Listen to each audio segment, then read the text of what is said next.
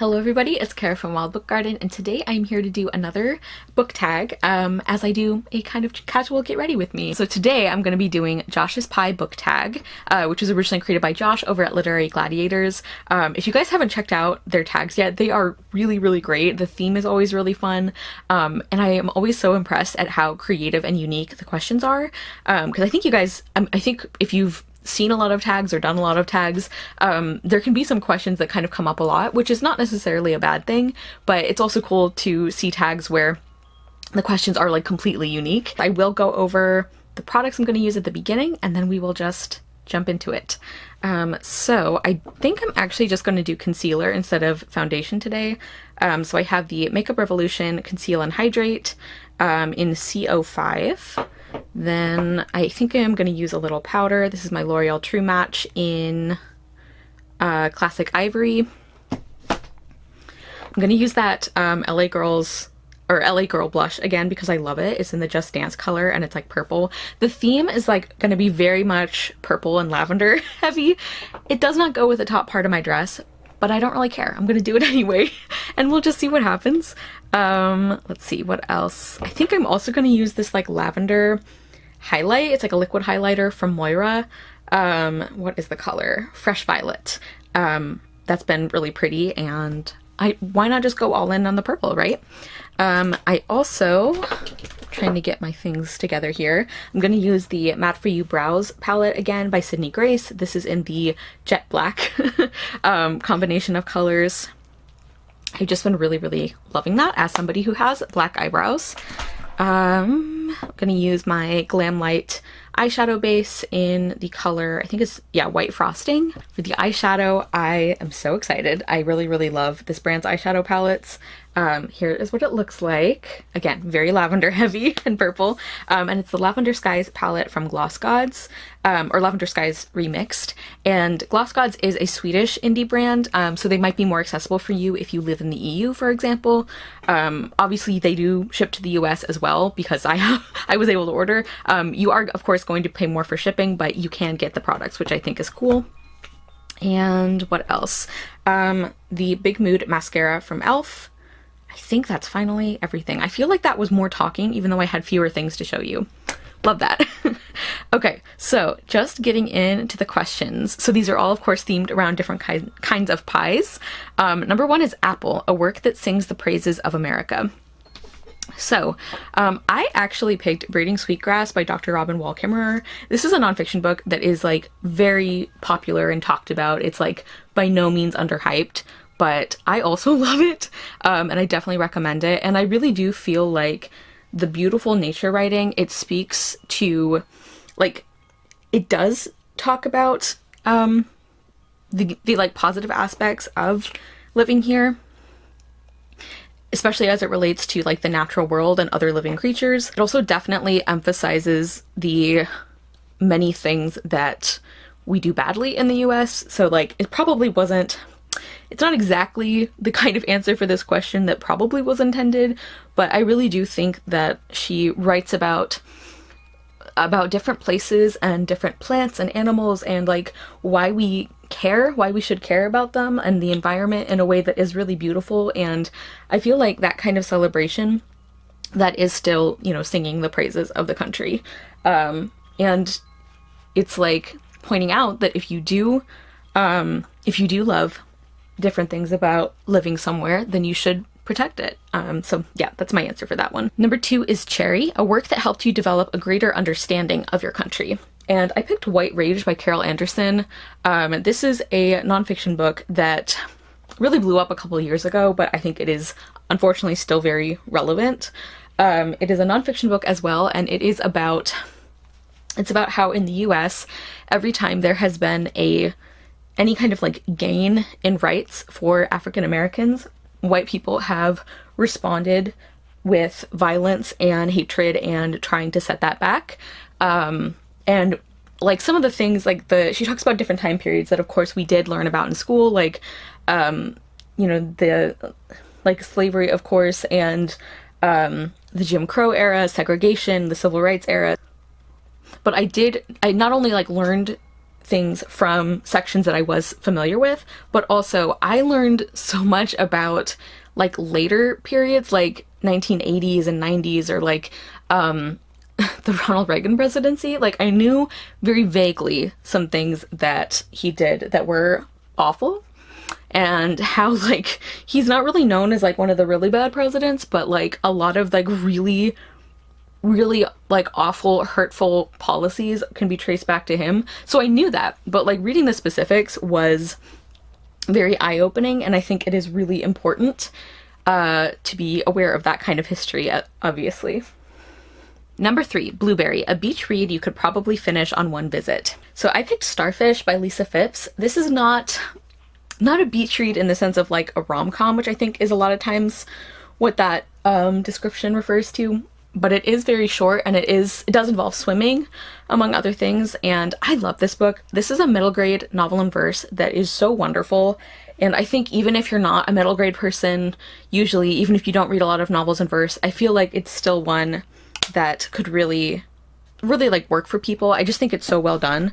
And so we're following a young girl who is plus sized, and it's about fat phobia and bullying, and especially from people who, like, you know, more than anyone else, they should know better, you know, like family or like the doctors that she has seen. So it definitely deals with some pretty intense fat phobia, but I think because it is in verse and so it is so short and quick to read, and also because our main character does have some really wonderful support, like she does have like friends who love her, her father is really loving and supportive, she does eventually find a doctor who cares about her, I think she also has a counselor who is really good to her, so like there is enough, I think, positivity to balance out the, you know, the awful things that people say or do to her, while also not cheapening what she goes through. And it is very quick to read. I think it's just a really, really beautiful story. I mean, beautiful in like where things ultimately go, not like beautiful in that what she's going through is, of course. Number 4 is Pumpkin, a work that would make for a great November book club read.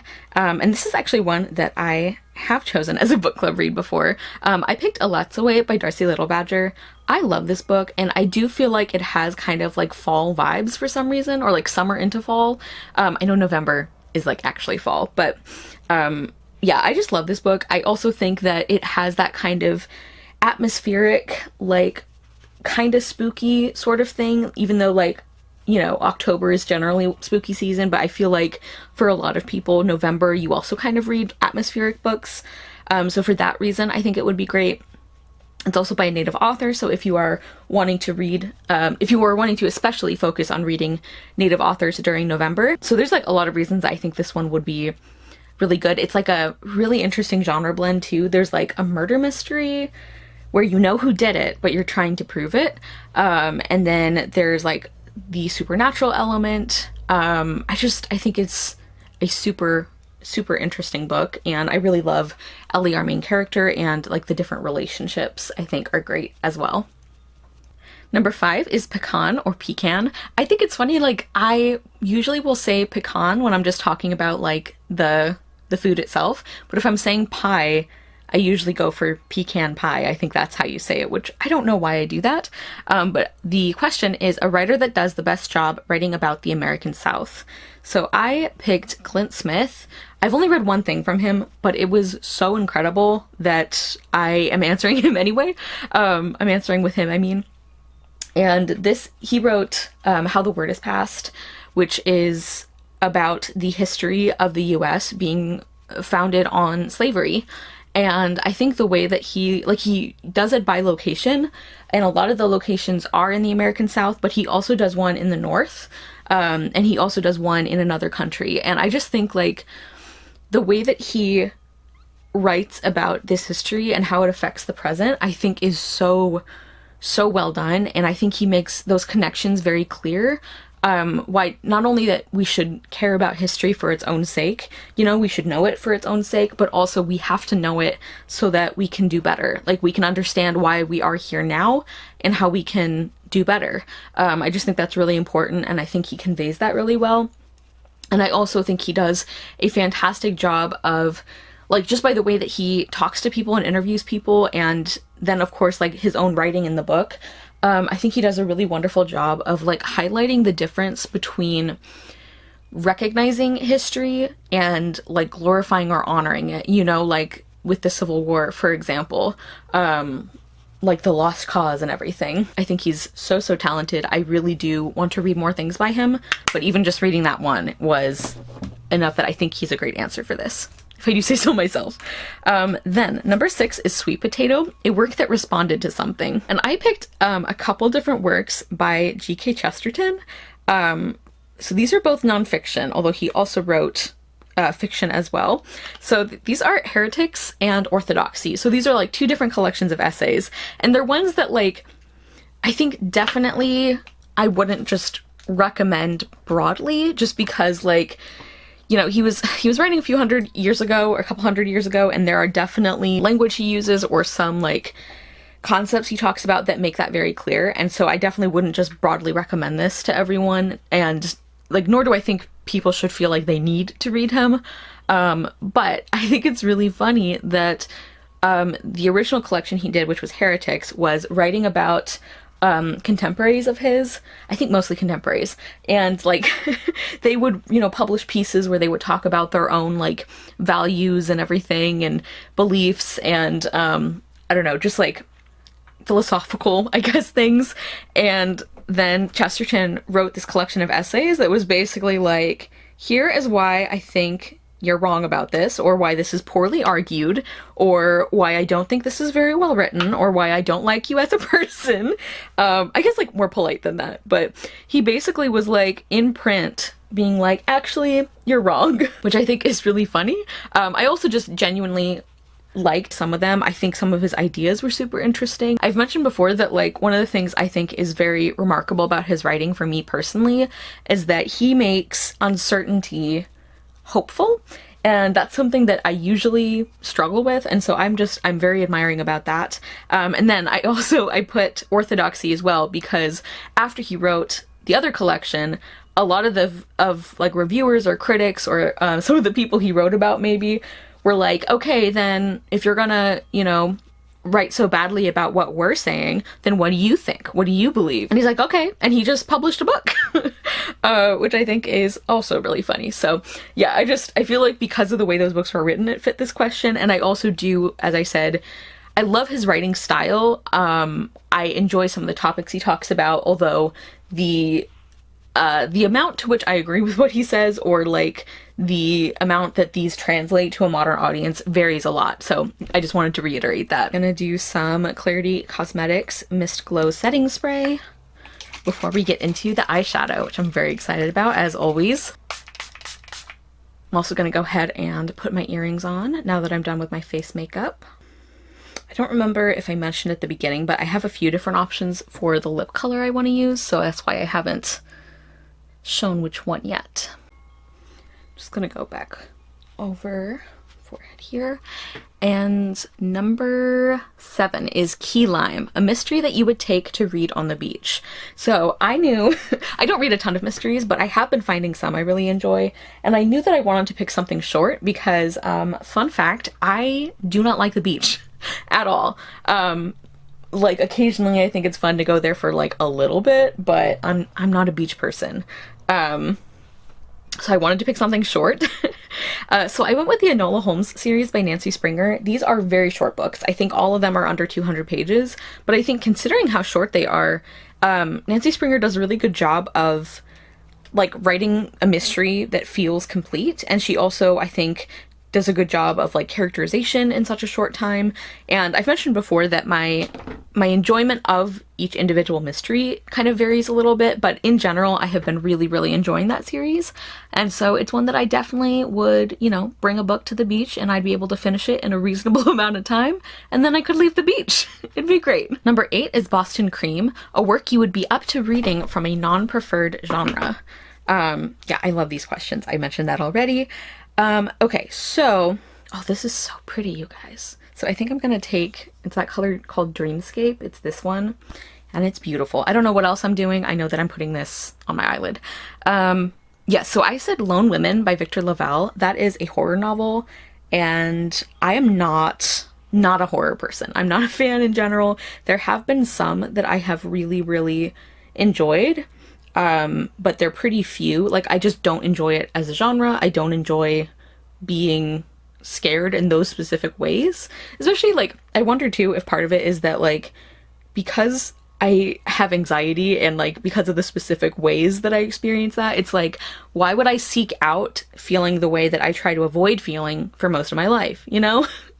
So I'm not really a horror person, but I absolutely loved Mexican Gothic by Silvia Romero Garcia, and I asked Bethany, like, basically if she thought that I would enjoy it, that I would, like, you know, be okay with it, and because Bethany knows that I love Mexican Gothic, which is obviously horror, and she said yes, which, like, I think I'm gonna like the kind of horror that is, so I am excited to try that one, and it's one I've heard, like, very, very good things about, and I'm very curious about reading it, because it's one that, like, you really can't say a lot about, because I guess, like, it spoils things, so I'm intrigued, so I'll be reading that in a couple months. Number 9 is Macaroni, a comfort read that can be enjoyed by all audiences. So even though it is very hard to pick a universal book recommendation, I think one that can get kind of close is I'd Rather Be Reading by Anne Bogle, which is a very short book, and it's full of, like, basically almost like micro essays, but they don't feel like essays. They're, like, just entries about, like, the wonderful things about being a reader. They're about funny things about being a reader, and it's a really heartfelt collection that I think doesn't get overly sappy, and I just really enjoy the way Anne Bogle writes, and I feel like this would be a fairly universal recommendation because, of course, like, we all like books, you know, and it's a book that is celebrating that, so I definitely find that a really cozy kind of book, and I think it is, like, I know there's a lot of books that people will describe as being, like, a love letter to books or to readers, and for me, this is one of the ones that does really live up to that. Number 10 is Moon, so like a moon pie, a work you can see yourself picking up at a shop with a drink. So basically something that you'd be able to buy at a place where they sell books and they also sell drinks. So I'm thinking like an airport kind of bookstore, like airport convenience store kind of thing. That was where my mind went. So, you know, they have like a lot of like thrillers. I feel like they have a lot of like contemporary romance. They'll have like a few of the big like historical or contemporary books of like the year or whatever. So that's kind of the vibe I was thinking of. So the one I picked is The Unhoneymooners by Christina Lauren. I am pretty sure that you could be able to get this like in an airport bookshop. It's been so long since I've been in an airport that I haven't scoped it out recently, but I feel like this would be one. And it's a contemporary romance that I just really enjoyed. I feel like it's a well done version of the hate to love trope, which I am very picky about in contemporaries. I really loved the family dynamics. I thought that the third act breakup actually made a lot of sense, which is amazing. I liked the characters, I liked the overall concept, and it's like a fake engagement, or I guess like fake married kind of sort of premise. And one thing that I like, this is not like a necessary part of me enjoying a romance, but I think it's a nice touch when the authors can take this like kind of wacky premise and actually like make parts of it somewhat believable, which I personally feel like they did here. And yeah, I had a lot of fun with this. Like, I feel like romance is one of the most subjective genres, and I have talked before about how like I'm still trying to get good at finding the things I like, but this one for me, like, I know it's in a way an overhyped book because like people talk about it all the time, but I really enjoyed it. I'm just taking the color up above, which is that like sort of bright light violet, and I'm just kind of putting that everywhere in the crease here. I'm sorry if you can hear lawn noises, like lawn machinery. I have my window open so that I hopefully won't have to turn the fan on, but now you get different noises, I guess. Number 11 is Pizza, a writer that does a great job with long and short works, as well as thick and thin books. So the one I picked is Anna Mariano. I have reviewed a book by her recently, and she's like one of my favorite authors. I think she's more well known for her Love, Sugar, Magic series, which are middle grade fantasy involving baking magic, and they're lovely, and those are on the shorter side. But then I mentioned that I feel like her contemporary books are very underappreciated. So far she has written This Is How We Fly, and it sounds like this. And This Is How We Fly is like over 400 pages. And I've said before that like I don't generally love really long contemporary books, but because I love Anna Mariano so much and I love her writing and I think she does such a good job with the story, I didn't mind at all. And then It Sounds Like This is her other contemporary, which I think I love even more. And that one is, I think, more around the like 300 to 400 page range, so not as long. So I feel like every length of book I've read from her has been amazing. Number 12 is Whipped Cream, a work that is overwhelmingly in your face with its message. Again, I love these questions. So I actually picked The Lie Tree by Frances Hardinge, which y'all know, Frances Hardinge is one of my favorite authors. And I don't dislike this book. Actually, for a very long time, I thought of it as one of my favorites by her.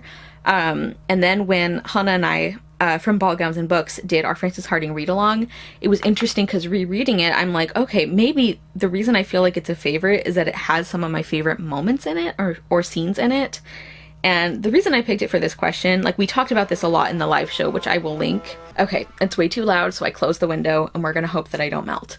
But yeah, we talked a lot in the discussion of how like, it's not that we disagree with the feminist message, like Hannah and I both really agree with it. Like it's set in like the mid 1800s, so it's about how like women aren't allowed to do science and stuff like that. And the main character Faith is really interested in that. And so like, it's not that we disagree, but it was just really heavy-handed in a way that I think Frances Hardinge usually isn't, in my opinion.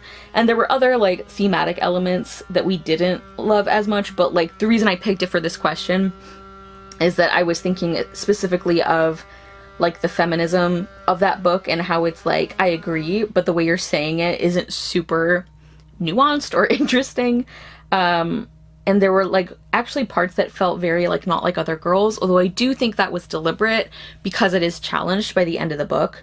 But I would have liked to see that, I don't know, challenged more thoroughly. So still a favorite author, but as I've said before, you can have a favorite author and not have every book by them be a favorite, you know? Am I gonna try and do mascara on camera? Maybe, because I still have a few questions here. Number 13 is American, a work that does a great job using allegory. So I picked two for this, one that's a classic and one that is much less famous. So I feel like I need to defend the Narnia books' use of allegory here by C.S. Lewis. Like, okay, if people don't like it, obviously that's fine, but I feel like a lot of people are saying that like, I mean, a lot of people I've heard talk about them have basically said that because the allegory is so prominent that they're not good books. And for one thing, I think it's kind of hilarious because I've mentioned this before, but like I read those so many times as a kid. I never realized that they were very straightforward Christian allegory. And I've actually talked to other people who had the same experience, like both religious and non-religious people. So it's not just me. But I think it's kind of funny that people act like the heavy-handedness is such that you can't get past it to enjoy the books, which is obviously not true because I read and enjoyed them without even noticing the allegory until I was in like high school and someone mentioned it and I was like, oh my god, that's really obvious. So yeah, now this is another book where like, or series where there are parts that age terribly. So I am by no means saying like, everybody read this series, or like if you don't want to read it you should anyway, because they're like the things about the different like racial groups and some of that is really not great. I do disagree about the sexism comment though. I've talked about that before, but anyway, so like I very much recognize that there are issues with the Narnia books. I'm just saying that like I think the actual storytelling is much better than a lot of people give it credit for. Like the characterization is good, the writing style itself. I think the story is actually a lot more imaginative than people give it credit for. Like yes, there are some very like straightforward allegorical elements. I'm not denying that, but I am denying that, well, I guess I'm denying a few things. I'm denying that it's so obvious that everybody would notice, because obviously that's not true. And I'm also denying that a book having prominent allegory automatically makes it less intelligently written. I just don't think that's true, and I feel like, I don't know, I feel like this is one of the books or series that people act like is the only one that does this. And again, that's just not true. So yeah, to sum up, like, I totally respect anybody who does not want to read the Narnia books. As I said, there are some very problematic elements, to put it mildly. But I think that the quality of storytelling is way better than people often say, and I don't think that the strong allegory ruins the book. And I don't think that allegory has to be undetectable for the book to be well written, you know? Like, I think a lot of times people say the same things about, like, middle grade books that have prominent themes. For me, it's not about how obvious the theme is or isn't. It's about how well it is, how well it comes through in the story without just being explained to us. And then the other one I wanted to mention briefly is the Miss Sharp's Monsters series by Susanna Roundtree. This is a trilogy that is historical fantasy plus, like, paranormal, and I feel like this is a great example of a series that is a ton of fun but also says really smart and thoughtful things. Like, the allegory in this one is that in this world there are, like, the different royal houses of Europe are like monsters. Like, some of them are vampires, some of them are werewolves. And so, like, it literalizes the way that these wealthy titled men will, like, literally prey on young women. And the way that the women are blamed for it. And, like, I think the way of like just discussing that is so smart. I mentioned that the third book wasn't my favorite in the series, but as a whole I did really enjoy it and I would recommend it. And I am now going to turn the camera off to, like, try and finish some of this. Okay, so I am back, ready to do the lip color. I'm going to use this one called Hydra from Lethal Cosmetics. It's one of their, like, liquid lip, but not, like, super dry. I think this would probably be, like, a lip mousse, which I personally much prefer because I would rather feel comfortable than have something that will never transfer. So I'm going to put that on. And the last couple questions, let's see. Number 14 is, what is your favorite kind of pie? And in general, apple pie is my fave. But I will say that whenever I'm eating strawberry pie, I'm like, maybe it's tied. And then number 15 is Pie Day. Who do you tag? And I'm going to tag a few people in the description. And of course, you don't feel like you have to do this, but if you would like to, I think the questions are really great and I'd love to hear your answers. And of course, anybody else who wants to do the tag can do that as well. Okay, everyone, so this is the finished look. That was the Josh's Pie book tag. I had a ton of fun answering the questions. Like I said, they're always very creative, which I enjoy doing. I hope you heard about some books that you might want to check out. Let me know if you did. So thank you guys so much for watching. I will see you soon with another video, and I hope you love the next book you read. Bye!